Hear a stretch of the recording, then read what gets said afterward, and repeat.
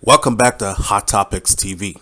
If you've never been here before, just go ahead and hit that subscribe button. Hit the bell next to the subscribe button so you are notified every time a new video goes up on Hot Topics TV. Without further ado, let's get right into this.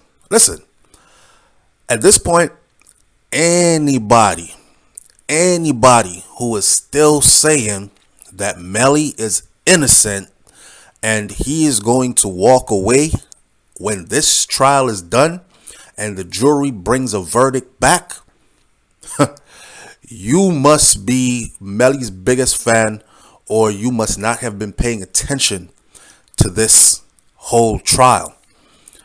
As far as I'm concerned, he's cooked. As far as I'm concerned, he is in a pot, well seasoned. The stove is on. Right now, they just got to turn the heat up.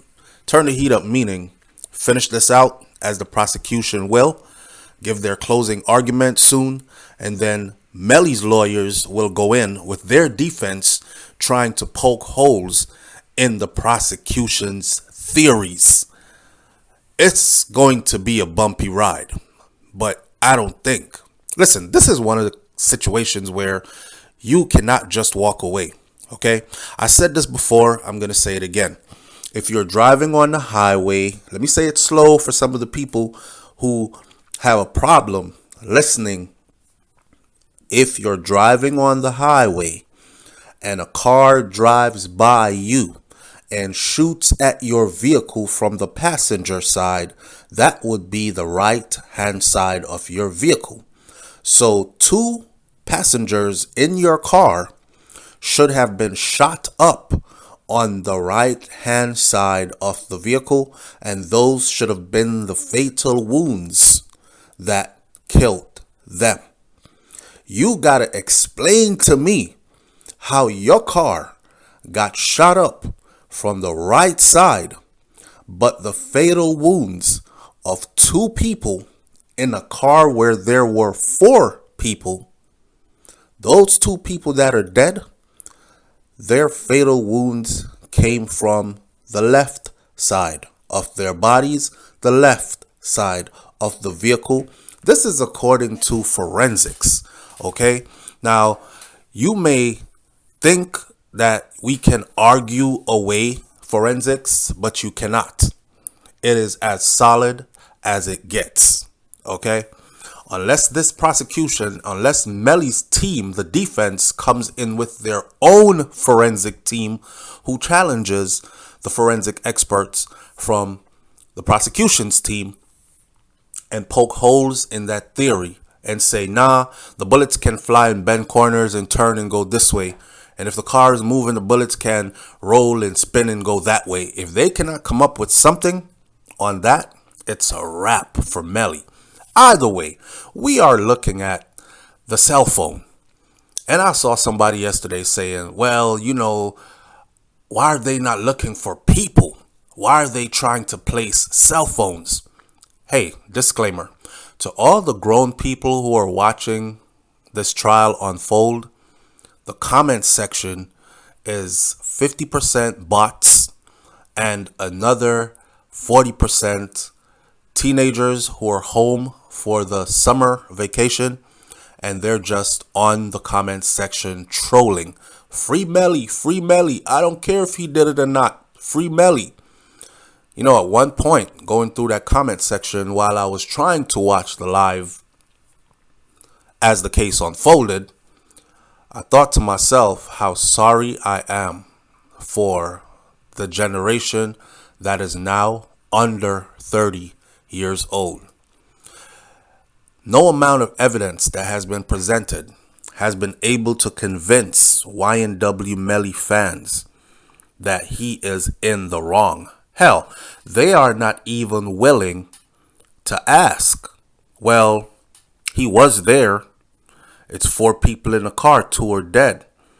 The cell phone towers have now placed him there, firm, fair, and square.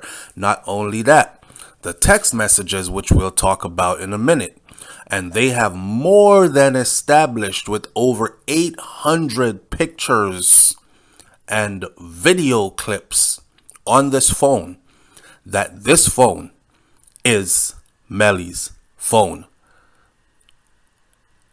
Man. So nobody is asking. That's Melly's fans. Why would you do that? Why would you do that to your friends? Okay, right now they're trying to prove motive. Everybody will die. According to local10.com, prosecution dives into combative messages between the YNW Melly collective rappers. Remember, the jury is going to want to know.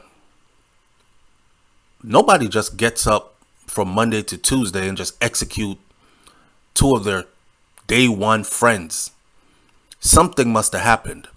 What was the cause of it? The jury likes to have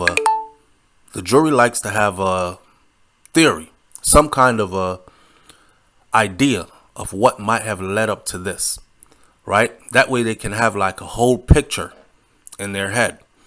So here comes more text messages, and these text messages are pretty damaging because they're actually proving some motive. Now, we've heard the stories before of Sack Chaser and Melly getting into a fight and Sack Chaser whooping Melly's ass because Sack Chaser was actually trying to get at Melly's girlfriend and he had sent her inappropriate pictures. And, you know, that's big disloyalty within your group, within your brotherhood. My brother trying to get at my girl.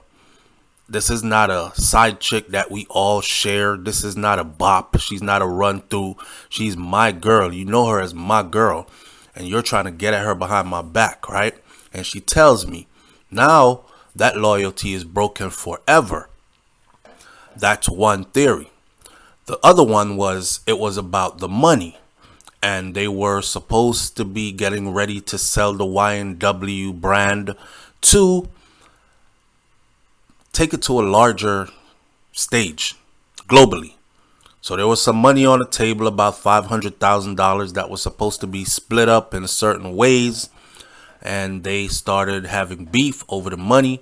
But there's also another one about somebody threatening somebody's mom. I believe it was YNW Melly's mom being threatened by Sack Chaser.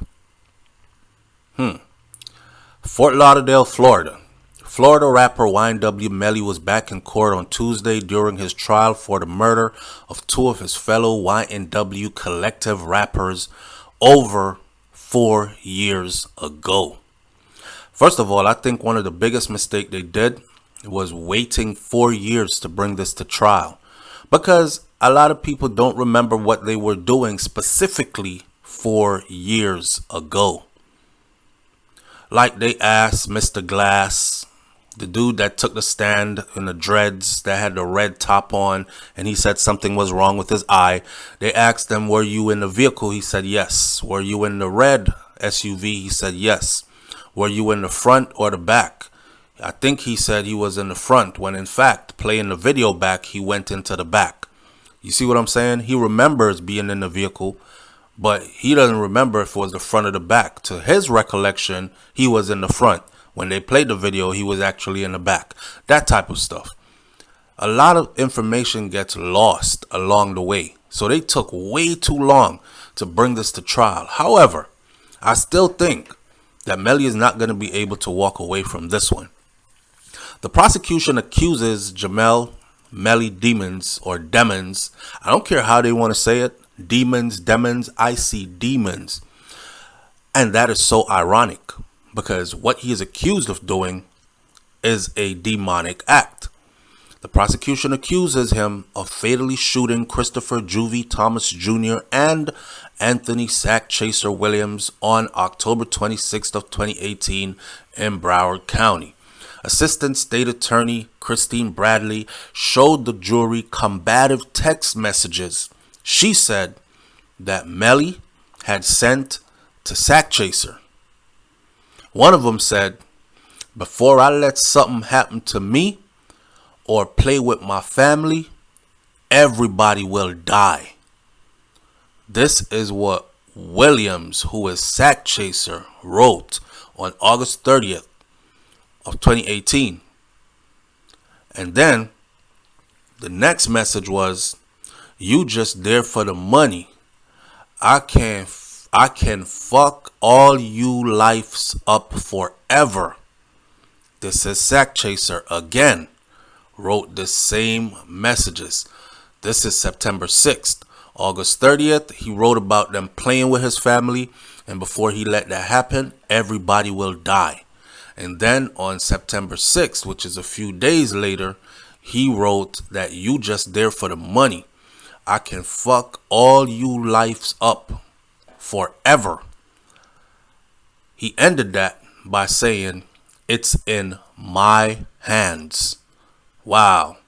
Now, during his second day in testimony, Detective Mark Moretti, by the way, is very seasoned in what he does and highly respected in his field. And as you can see, when he sits on the stand, there's no shaking about his confidence. So Detective Mark Moretti said that the two rappers discuss money regularly. This is what the chain of conversations have said. There was always conversation about Sack Chaser and Melly discussing finances. Probably because they didn't trust each other with the money. It was the prosecution's way of presenting a motive in a case that's filled with circumstantial evidence. Now, don't get me wrong. Circumstantial evidence sometimes is not enough. But when that circumstantial evidence stacks up, it can be exactly what is required to seal the deal. One of the text messages says, Brazy, I don't got shit to do with it. No more. If y'all kill her, fuck it, bruh. She ain't my mama. She sold her soul. This is somebody was allegedly threatening YNW Melly's mama. And YNW said, Brazy meaning crazy. I don't got shit to do with it. No more. If y'all kill her, fuck it, bruh. She ain't my mama. She sold her soul. This is what YNW Melly wrote on August 30th. Now remember what Sack Chaser wrote on August 30th too. Bet before I let something happen to me or play with my family, everybody will die.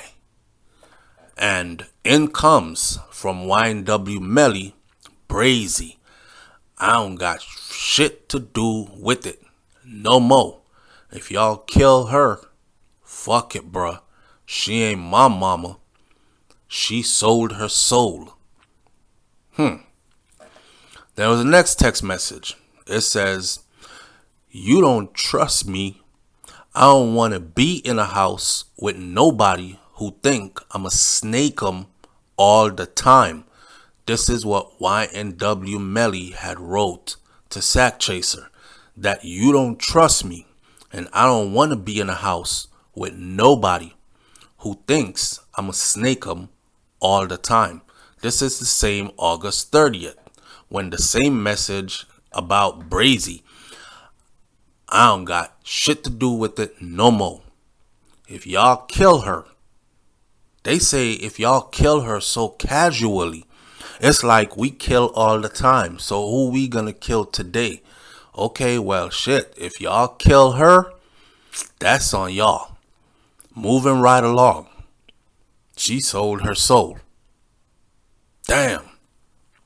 It's the way how they casually use the word killing somebody or describe or discuss killing somebody. So Bradley also asked Moretti if he recognized Demon's recorded jail phone call as part of the evidence that he used to associate the cell phone data that he had considered to be reliable evidence in the case. Well, y'all got to remember this. YNW Melly was locked up, right?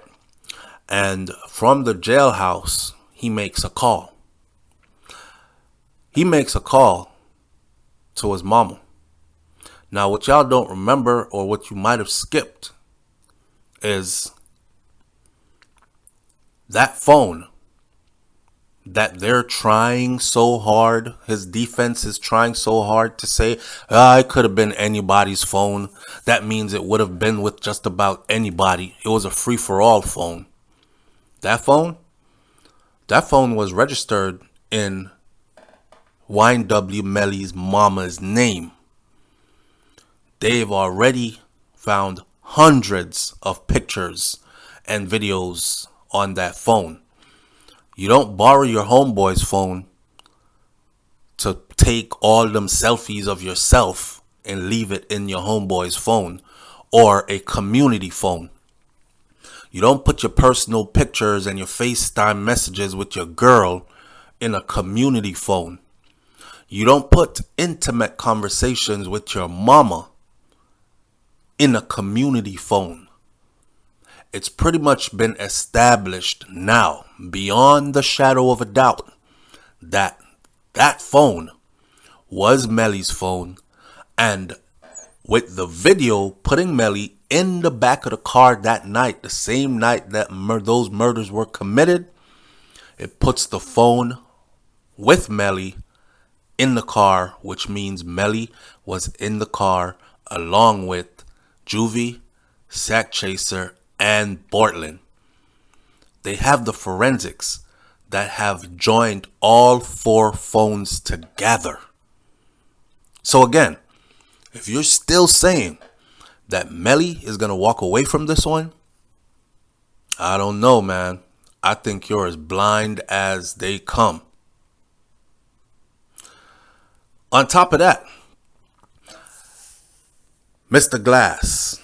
You know, Mr. Glass got up there on a stand, and everybody was confused. Everybody wanted to know if he was there for the prosecution or if he was there for the defense. Honestly, Mr. Glass looks like somebody who had been through it. He looked like somebody who knows how to handle himself with law enforcement. Don't say too much. Ask them a question when they ask you a question instead of just jumping and answering. Be careful with your answers. But at the end of the day, he actually really helped the prosecution. As combative as he was trying to be, he helped the prosecution. He helped the prosecution by establishing that on the night of the killings, or the morning that when he found out, because it was early morning, Borton hadn't gotten to the hospital until after 4 a.m. I believe it was around 4:30 a.m. So by the time Mr. Glass found out all that, his phone was ringing, constantly ringing. He was awakened. He went to the hospital. He came back. He established for the prosecution that Melly was there at the studio with us. While we were getting into the vehicles, Melly got into the back seat of that vehicle as well. That's an eyewitness, not just relying on phone data. This eyewitness also says, yeah, he was there, and we had a session. People were falling asleep. It was getting kind of late. We were supposed to do a 12-hour session. We ended up leaving early. We checked out, and he got in the car. You saw him on the video, right? They asked him. A couple of hours later, when you saw him again, where was that? It was at Fredo Bang's house. I'm still wondering, when are they going to subpoena Fredo Bang and bring him in? Because if you think about it, Fredo Bang could actually be charged with accessory after the fact. So I commit a murder, and then I call you to come pick me up from the scene or in that location close by. You come, you pick me up, and the first thing I do is go back to your house and change my clothes. Where is the clothes? Where are those items of clothing? So he changed his clothes at Fredo Bang's house. Mr. Glass confirmed that as well. Another thing Mr. Glass said was that he was the only one that was grieving. See, Mr. Glass isn't from down here, right? Or from their area. So they picked him up from up further north in Florida. They brought him down. He's staying at somebody's house, and they're doing music. They have him there for his musical expertise, because that's what he does. And he's a friend to everybody. Now, witnessing what he did, or putting it together, he felt the need to just say what it is. Here's the thing.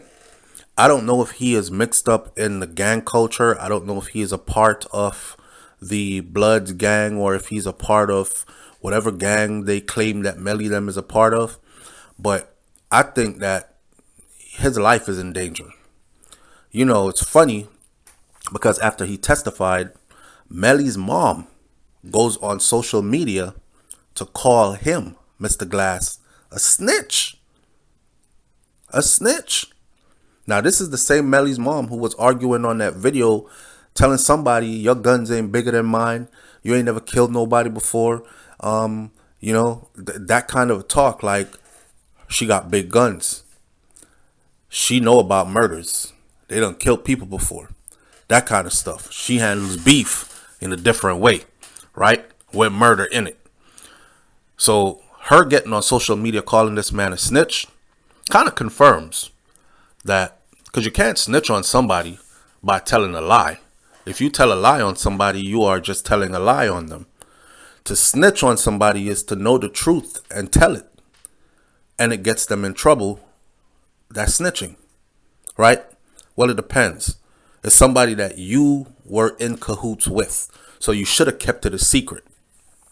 But he told. And she called him a snitch on social media. Now, it's funny to me that the judge asked her if she is safe, if she is okay, because her life was threatened by a young lady. Now, the young lady, I believe, was Juvie's sister. Of course, she's hurting. Her brother is killed. The case is going on. It's raw. She wants justice for her brother. Her mom and Melly's mom are going at it on social media. She jumps in and says she will harm her. The judge jumps in and asks if she needs protection because he can provide that for her. She says, nah, she's good. She got one bodyguard already. That should be enough. I'm saying, after Melly is convicted, because he will be, after he is convicted, will she still have a bodyguard around her constantly?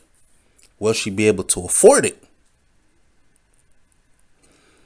This case has a smoking gun that still has not been brought out yet. And listen to me. I believe that the prosecution has firmly placed Melly in that vehicle at and around the time of the murders. And I also believe that if the prosecution feels by the time they do their closing argument that the case they have is not strong enough, I think they're going to draw Bartland out. Now, make no mistake about it. Bartland's going to have to defend himself. I don't think Bartland is sitting at home and his family is saying, go ahead and be loyal to your friend and take a life sentence. Bartland already looks bad. He's the one that drove the bodies to the hospital. He's the one that told the story about a drive-by, which they had proven now through forensics that there was no drive-by. He's the one that had gunpowder residue on his hands, meaning he handled a firearm, fired it. So Bartland's going to have to really come out and say, because if he doesn't, when he goes to trial, his case is pretty much shut and sealed. And I'm afraid that he will be the one that's seen as the killer. I'm going to leave this one right here for now, right? Today, we go back to court. We continue to watch. Stay tuned. And we'll give you some more update and our own breakdown. But like I said, I don't know if you want to bet me or not, but Melly is toast. I'll catch y'all on the next video. It's Hot Topics TV. I'm out. Peace.